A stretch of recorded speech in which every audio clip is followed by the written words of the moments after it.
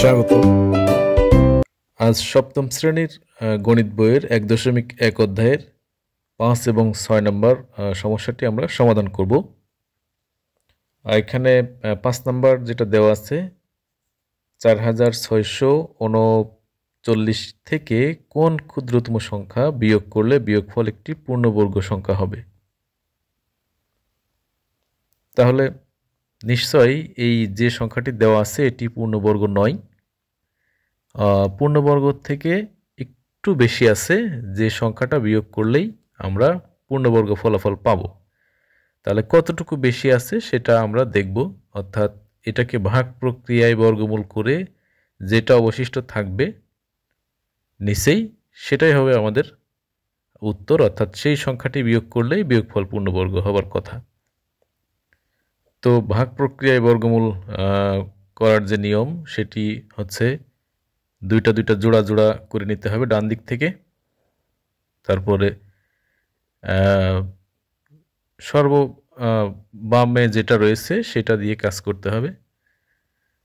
তো আমরা ভাগ প্রক্রিয়ায় যে বর্গমূল সেটা কিন্তু আগেই শিখেছি, তো এখন এটাই কিন্তু আমরা প্রয়োগ করছি। ৬ এখন দুইটা নামা নিয়ে আসলাম, ৩ ৯। এখন এখানে এমন সংখ্যা বসাতে হবে যেটা ওখানে ১২র পাশে বসাইলেও এবং গুণ করলে ১০৩৯ হবে বা এর থেকে কম হবে। এখন আমরা দেখি কত বসাইলে হয় এটা। যদি ৭ বসানো হয় তাহলে ১২৭ গুণ ৭ ৮ ৮ ৯, অর্থাৎ এটা কিন্তু পসিবল, এটা এখানে বসালে হতে পারে। আর যদি আমরা ৮ বসাই ১ ২ ৮ মানে ১২৮ গুণ ৮, তখন কিন্তু হয়তো এটা থেকে অনেক বড় হয়ে যাবে, ১০৩৯ থেকে বড় হয়ে যাবে না। এটা হলো হচ্ছে ১০২৪, তার মানে এটাই আমাদের অ্যাপ্রোপ্রিয়েট ১০২৪, অর্থাৎ ৮ বসাতে হবে। তো তাহলে এখন আমরা বিয়োগ করি ৫ এবং ১, অর্থাৎ ১৫ বেশি ছিল, ওই ৪৬৩৯ মধ্যে ১৫ বেশি ছিল, অর্থাৎ আমরা এখানে লিখব এখানে ১৫ অবশিষ্ট থাকে। ১৫ অবশিষ্ট থাকে মানে বর্গমূল করতে গিয়ে কিন্তু আমাদের ১৫ অবশিষ্ট থাকে। সুতরাং এই ১৫ই আমরা বিয়োগ করলে, আমরা ওই সংখ্যা থেকে বিয়োগ করলে বিয়োগফলটি পূর্ণবর্গ হিসেবে পাব।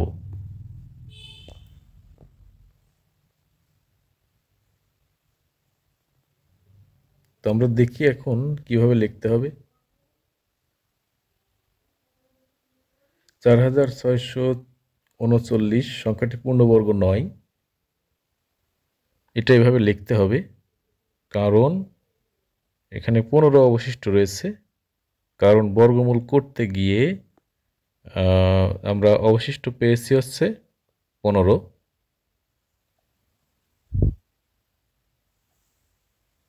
কারণ বর্গমূল করতে গিয়ে ১৫ অবশিষ্ট থাকে, অর্থাৎ এখন কিন্তু আমরা খুব ইজিভাবেই বুঝতে পারছি যে ১৫ বিয়োগ করলেই ওই সংখ্যাটি কি হবে, বিয়োগফল পূর্ণবর্গ হবে। এখানে ওটাই লিখে দিতে হবে ৪৬৩৯ থেকে ১৫ বিয়োগ করলে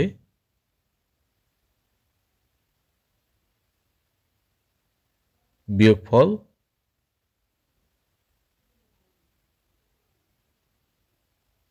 পূর্ণবর্গ হবে। তাহলে আমাদের উত্তর কিন্তু চেয়েছে কত বিয়োগ করলে, কোন ক্ষুদ্রতম সংখ্যা বিয়োগ করে। তাহলে যত বিয়োগ করছি আমরা সেটা উত্তর হবে, অর্থাৎ ১৫। উত্তর কিন্তু আমাদের ১৫। নিশ্চয়ই আমরা অঙ্কটি বুঝতে পেরেছি, সমস্যাটি বুঝতে পেরেছি। এখন এই টাইপের সকল সমস্যায় আমরা সমাধান করতে পারব।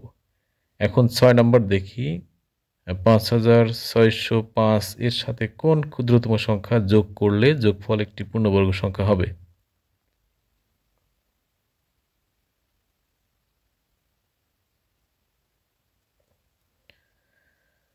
তো এটাও দেখা যাচ্ছে যে এটি পূর্ণবর্গ সংখ্যা নয়, তবে এর সাথে সামথিং যোগ করলে সেটা পূর্ণবর্গ হবে। তো এই যে সংখ্যাটি দেওয়া আছে ৫,৬০৫, এটাকেও আমরা কিন্তু ভাগ প্রক্রিয়ায় বর্গমূল করব প্রথমে।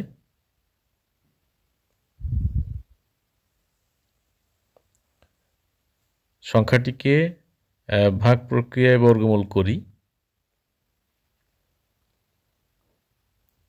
তো আমরা ভাগ প্রক্রিয়ায় বর্গমূল কিন্তু পূর্বেই শিখেছি, সেটাই এখানে অ্যাপ্লাই করতে হবে।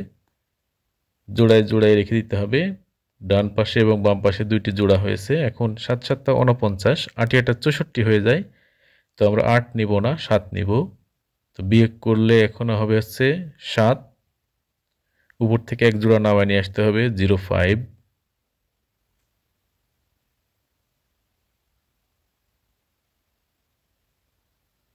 আর বাম পাশে যেটা আছে সেটা ডাবল করলাম, ৭-এর ডাবল ১৪। এখন এখানে কিন্তু আমরা কত বসাবো সেটা আমাদের দেখতে হবে। আমরা এখানে ৪ বসালে কিন্তু ৫৭৬ হয় এবং আমাদের বাকি থাকে কিন্তু ১২৯, অর্থাৎ এটাও কিন্তু পূর্ণবর্গ সংখ্যা ছিল না ৫,৬০৫। তো যেহেতু ২৯ অবশিষ্ট রয়েছে, সেহেতু আমরা বলতেই পারি এটা পূর্ণবর্গ সংখ্যা নয়, যেটা প্রদত্ত সংখ্যা ৫,৬০৫।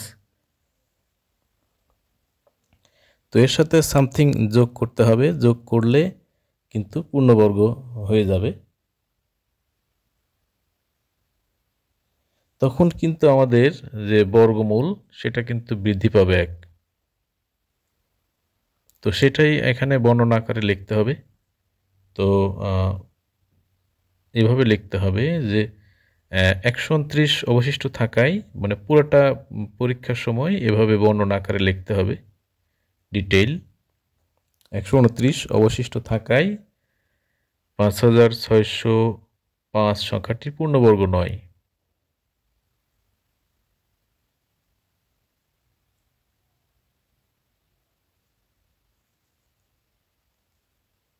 তাহলে যেহেতু পূর্ণবর্গ নয়, এর সাথে সামথিং যোগ করতে হবে। তো কোনো ক্ষুদ্রতম সংখ্যা যোগ করলে সংখ্যাটি বৃদ্ধি পাবে। তো সংখ্যাটি বৃদ্ধি পেলে এর বর্গমূলও বৃদ্ধি পায়। তাহলে কোনো ক্ষুদ্রতম সংখ্যা যোগ করলে পূর্ণবর্গ হবে।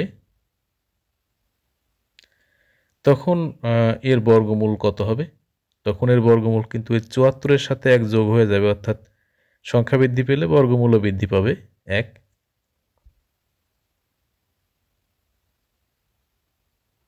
তখন বর্গমূল হবে ৭৪ প্লাস ১, ৭৫। এখন বর্গমূল যদি থাকে তখন তার বর্গও থাকে, অর্থাৎ ৭৫ যদি বর্গমূল হয় তাহলে ৭৫-এর বর্গ নিশ্চয় থাকবে। তাহলে ৭৫-এর বর্গ কত হয় সেটা আমরা দেখব। ৭৫-এর বর্গ সমান ৭৫ গুণ ৭৫ সমান ৫,৬২৫। তাহলে এখন আমাদের যে ৫,৬২৫, এটা থেকে মেন সংখ্যাটা আমরা যদি বিয়োগ করি তাহলে কিন্তু আমাদের সেই ক্ষুদ্রতম সংখ্যাটি পেয়ে যাব আমরা।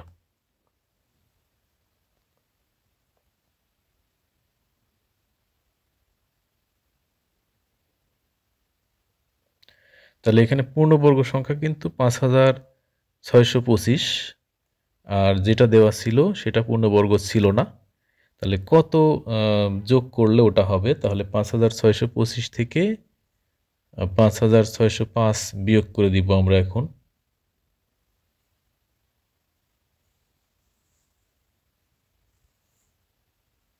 তো বিয়োগ করলে যে সংখ্যাটি পাওয়া যাবে সেটি আমাদের সেই কাঙ্ক্ষিত ক্ষুদ্রতম সংখ্যা, অর্থাৎ কাঙ্ক্ষিত উত্তর 0, আর এখানে হচ্ছে 20, মানে 20। আমাদের কিন্তু ক্ষুদ্রতম সংখ্যাটি হচ্ছে 20। নিশ্চয়ই আমরা বুঝতে পেরেছি অঙ্ক দুটি কীভাবে করতে হয়। এ ধরনের সমস্যা থাকলে অবশ্যই আমরা সমাধান করতে পারব। ধন্যবাদ সবাইকে, শুভকামনা রইল সবার জন্য।